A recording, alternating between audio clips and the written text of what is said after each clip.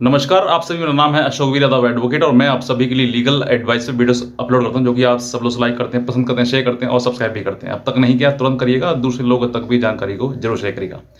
देखिए, लड़ाई झगड़ा एक अपनी सीमा तक होना ठीक है, लेकिन जब सीमा से पार हो जाता है, यानी कि इतना बढ़ जाता है कि एक दूसरे के साथ रहना संभव नहीं है, तो फिर पति हो या पत्नी, दोनों में से एक ये चाहता है कि इस रिश्ते से बाहर निकल जाना चाहिए।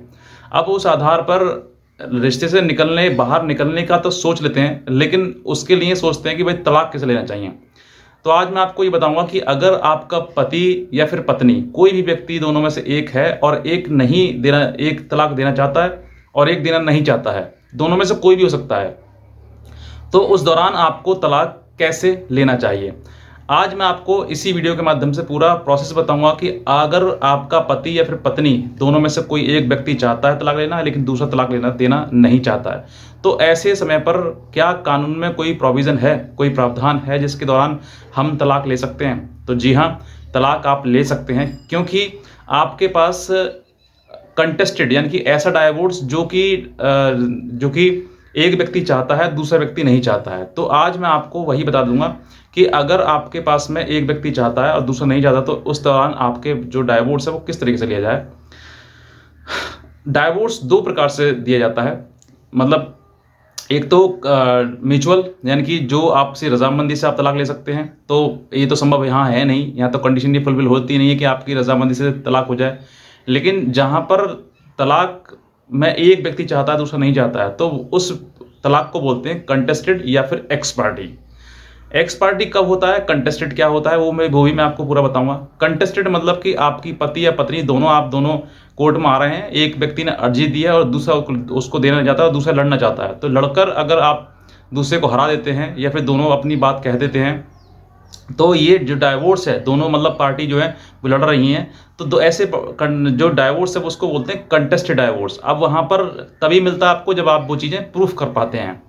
कुछ केसेस में ऐसा भी होता है कि जहाँ पर पति चाहता ही नहीं है कि वो पत्नी जो है कोर्ट में जाए, मैं अगर वो डाइवोर्स मांग रही है तो मैं डाइवोर्स के लिए मैं लड़ूं कोर्ट में जाकर, तो वो चाहते भी नहीं है। या पत्नी ये भी ऐसे होती है कि पति ने केस कर दिया डाइवोर्स का और उसको नोटिस आया, लेकिन पत्नी ने नोटिस रिसीव कर लिया लेकिन वो कोर्ट में नहीं गई। तो ऐसे समय पर फिर आपको एक्स पार्टी डाइवोर्स मिल जाएगा, यानी कि आपको ही सुनकर कोर्ट जो है वो एक्स पार्टी डाइवोर्स कर देगी। ऐसे हालातों में आपको डाइवोर्स एक्स पार्टी कैसे लेना है, तो वो भी मैं आपको बताना चाहूँगा कि अगर आपकी पत्नी या फिर पति, कोई भी व्यक्ति है, एक व्यक्ति कोर्ट में गया, अपना उसने पिटीशन फाइल किया डाइवोर्स के तहत कि मुझे डाइवोर्स चाहिए, और वो 13A यानी कि हिंदू मैरिज एक्ट के तहत जो है उसने केस फाइल किया कि मुझे अपनी पत्नी से या फिर पति से मुझे तलाक चाहिए, और उसके लिए ग्राउंड ये है कि वो पति मारता है, पीटता है, या फिर मेरे साथ नहीं रहता है, फिर वो कहीं और है, उसके संबंध कहीं है। ऐसे ही एलिगेशन लगाते हुए पति भी पत्नी के ऊपर डाइवोर्स का पिटीशन फाइल करता है।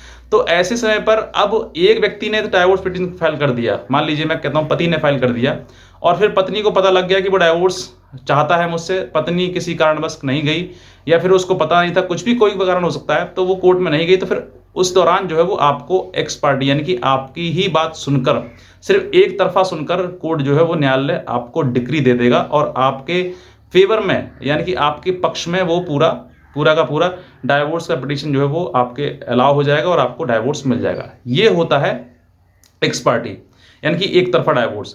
अब ये लेना कैसे है, किस तरीके से आप फाइल कर सकते हैं। देखिए, हर व्यक्ति को, हर पति को, पत्नी को पता होता है कि वो कोर्ट में जाके लड़ सकता है या फिर नहीं लड़ सकता है, वो मुझे फाइट करेगा या नहीं करेगा। तो अगर आपको ऐसे पता है कि पत्नी मेरी कोर्ट में आएगी ही नहीं, वो मेरे साथ रहना ही नहीं चाहती है, डाइवोर्स देना भी नहीं चाहती है, तो अगर आपको म्यूचुअली वो नहीं दे रही है तो डजेंट मैटर, आप इससे मत घबराएं कि भाई म्यूचुअली मुझे नहीं दे रही है, मेरे से फैसला नहीं कर रही है, तो ना करें। आप कोर्ट में जाएं, अपना केस फाइल करें स्ट्रांगली, और अगर वो पत्नी नहीं आती है तो आपको पूरा मौका दिया जाएगा कि आप अपना एविडेंस कराएं, अपनी बात करें, अपनी जिरह करें, और फिर सीधे सीधे जो आपको एक्स पार्टी डाइवोर्स ये मिल जाएगा। ये एक्स पार्टी का मतलब ये नहीं है कि आपका ये डाइवोर्स है नहीं। बहुत से लोग ये सकते हैं सर एक्स पार्टी डाइवोर्स नहीं होता है, नहीं, ऐसा नहीं है। एक्स पार्टी डाइवोर्स है, एक डिक्री है वो।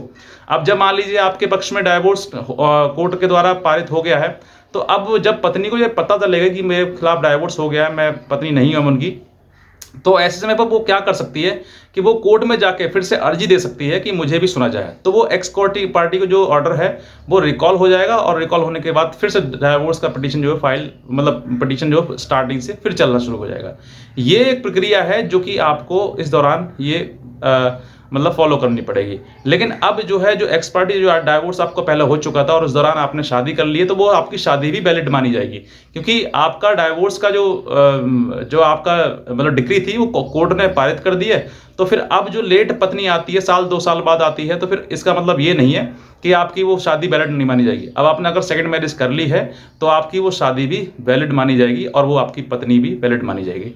तो ये एक मेरी तरफ से जानकारी थी जो आपको समझनी चाहिए, क्योंकि बहुत से लोग भी ऐसे हैं जो भी फंस जाते हैं रिश्तों में, गलत रिश्तों में फंस जाते हैं, पति हो पत्नी हो। तो इस तरीके से बाहर आप निकल सकते हैं, चाहे वो एक्स पार्टी आपका डाइवोर्स हो जाए बहुत अच्छी बात है, कंटेस्टेड हो जाए तब भी बहुत अच्छी बात है।